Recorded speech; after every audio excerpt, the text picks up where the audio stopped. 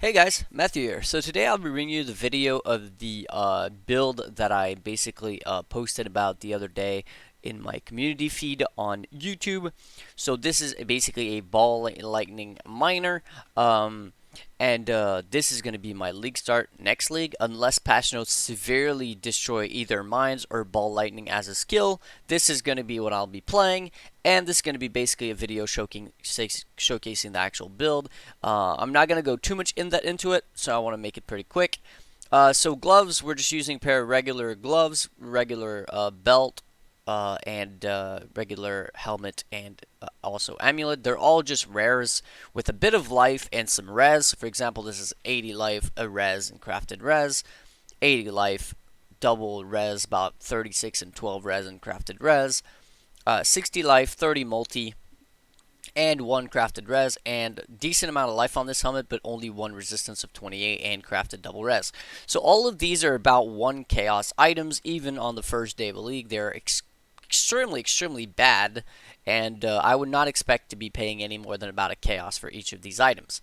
The boots are Adziri's Steps, which are basically a 5 chaos pair of boots. We're using a Dream Fragments, which is about a chaos, and an a Malachi's Artifice, socketed with Armageddon Brand to get Elemental Equilibrium, which that is about an alchemy. Otherwise, we're using Summon Skitterbots alongside Infernal Legion, which allows us to burn enemies. By burning enemies, we get access to 30% critical strike multiplier from Explosive Expert. And otherwise, we have a Wave of Conviction spell totem. This allows us to give exposure, which is minus 25% to elemental resistances to enemies. And we're wearing a Comb's Heart and a 6-link Tremor Rod. Now, the thing is, a lot of people are like, well, how do you get a 6-link early? How do you get a Comb's Heart early? This is about 2 exalt at the beginning of the league, and Tremor Rod 6-link is multiple exalts. Well, the reality is, the reason why I'm making this video is to showcase to you guys that that is absolutely not necessary or mandatory whatsoever. So what I'm going to do to show this and prove this to you guys, I'm going to take off the Comb's Heart. My life is going to go down to 3,700. I am currently level 86. I'm going to take off Charge Mines, I'm going to take off Inspiration, and I'm also going to take off Slower Proj. Now, what do I have? I have an actual 3-link. Well, technically a pseudo 4-link, because Tremor Rod is giving me Blast Chain Mines of level 10. Otherwise, my gems are my Ball Lightning is level 20, my Trap and Mind is level 20, and my Elemental Focus is level 19. So, they're not even all level 20, there's no level 21, there's no Awakened Gems. It is straight up a garbage 3-link that anybody can afford on the first day of a league. A Tremor Rod will be a handful of chaos for any role anyways, except really good ones. And a 3-link, we can all agree, is probably going to cost roughly 2 or 3 fusings. So that should not be a problem. Now, to showcase this build, what I'm going to go ahead and do is run a Forge of the Phoenix. So a Forge of the Phoenix is basically a T16 map, T16 Guardian map. Looks like this one's Monster Verity, Monster Life, Avoid, whatever. None of this is too bad. There's 44% Monster Life is going to make it a little bit annoying to run. But you know what? 44 Monster Life isn't what's going to stop us in our an amazing 3-link setup. So this basically is going to show you guys how stupid Ball Lightning is. And now, don't get me wrong, this is not something I would recommend doing, and it's not an optimal setup by any stretch of the imagination. But the reason why I'm showing this is just to show you guys that it's doable, and you don't need a 6-link to be able to do high-end content. As a miner, and this applies to not only Ball Lightning mines, but also many other types of mines, such as, Icicle mines, for example, or Pyroclast mines would also work quite well. That being said, if you pay attention, you see that I actually skipped the lead mechanic, because Delirium, in my opinion, is rippier than any other lead mechanic we've ever seen.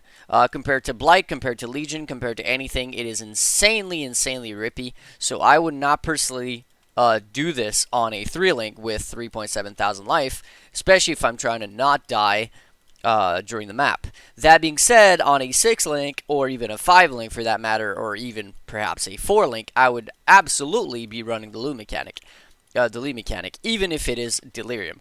That being said, since we are doing it with a 3-link just to show off the power of this build, we are going to go ahead and skip that lead mechanic, because in my opinion, it's simply just a little bit too rippy. And it'd be pretty hard not to die when doing that lean mechanic, considering how many things are just going to be out there trying to kill you the moment you pop that thing. So as you can see, in terms of damage, the damage is there. This is a 3-link. This is a T16 map. The damage is there. The clear is there. Looks like I skipped a little part of the map. I don't think I have a portal scroll, so I guess we're going to be bound to doing this deathless unless we want to do the Walk of Shame. So how you go ahead and kill the bosses, essentially, I'm not saying this is, again, not something I would recommend, just something that is possible. You're going to put your Armageddon brand on the monster you're trying to kill, which is going to decrease their resistances by an absolute crazy amount, 50%.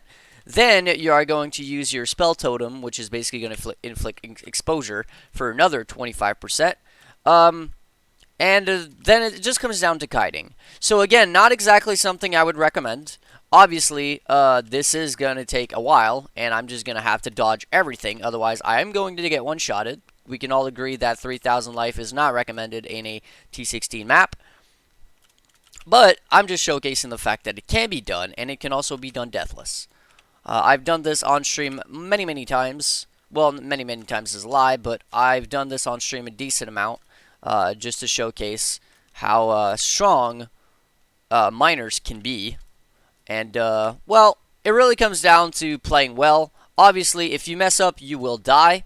You know, this guy is out to kill you, for sure. And he is a T16 corrupted boss, so clearly he has some damage on him.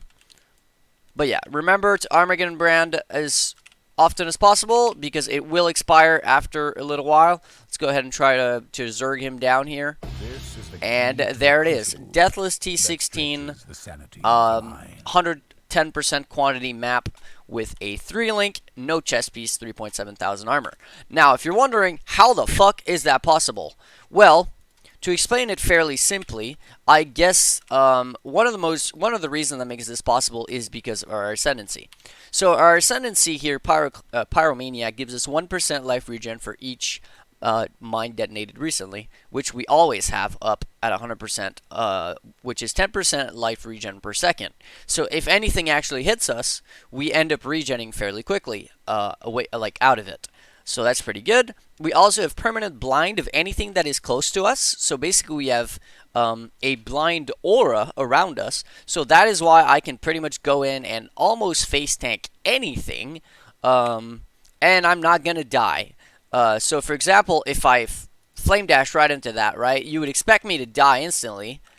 But I have a blinding aura, which means I'm not immune to damage or anything like that, but blinding basically makes it much, much harder for enemies to hit me.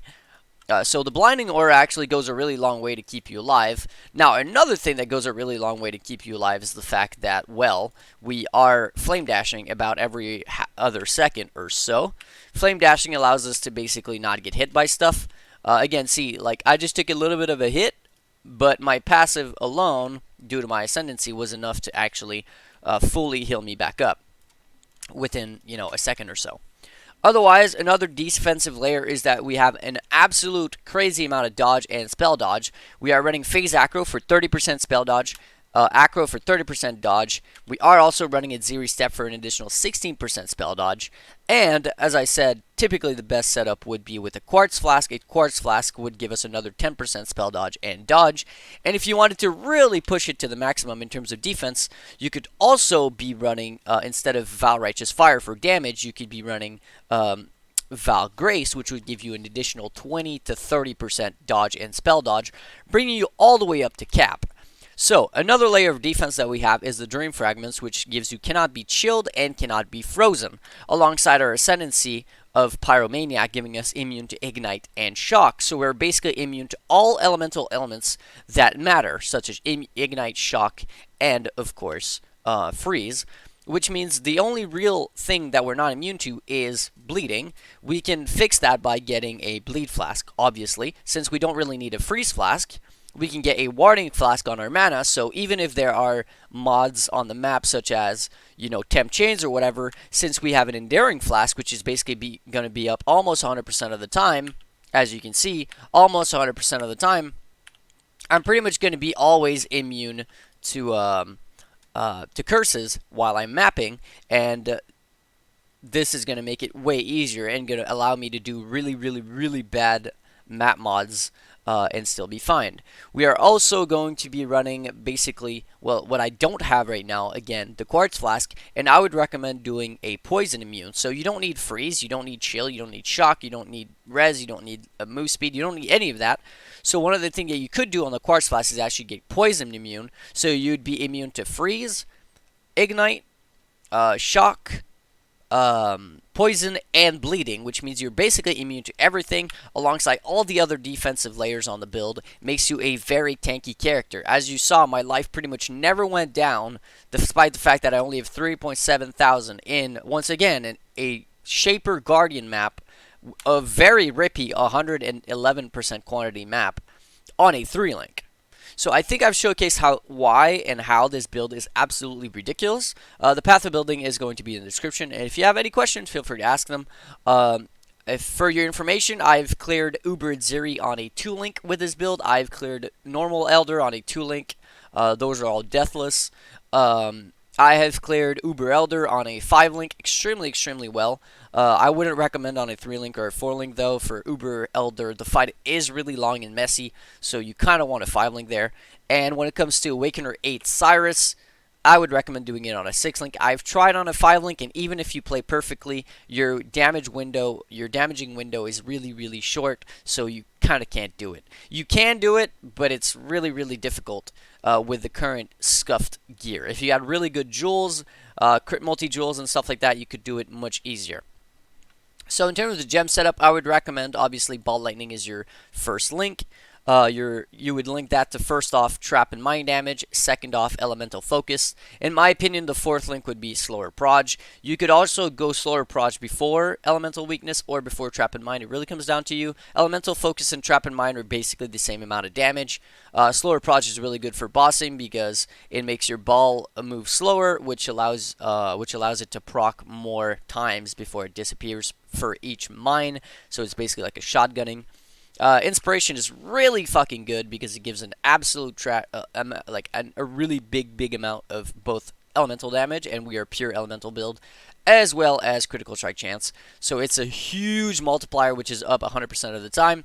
And in my opinion, the 6th link would be Charged Mines. We are not running Minefield because it feels way too clunky without any investment into mine throwing speed or anything like that. So we're only going with Charged Mines. This gives us basically frenzy charge generation while mapping, 10% mine throwing speed per frenzy, which is 30% mine throwing speed, which you will definitely feel. You already get the power charge generation from Blast Cascade, so you don't really need the power charge generation, but it's nice to have. And obviously it gives us it gives also more critical strike chance per power charge. So this link ends up giving us 75% crit strike chance. With all charges up, 30% mine throwing speed, and obviously frenzy charge generation, which is also 12% more damage because it's 4% more damage, which is a multiplier per frenzy charge. So that's essentially the build. That was a T16 Guardian map clear on a 3-link with no chest piece. As you can see, this is a day 1 viable build with pretty much a 15 chaos budget because we don't need a chest piece and you need a 3-link Tremor Rod, and the rest is all 1C items. So 15 to 20C budget and you'll be clearing T16 maps, no problem. Hopefully you enjoyed, and I'll catch you guys in the next one. Peace.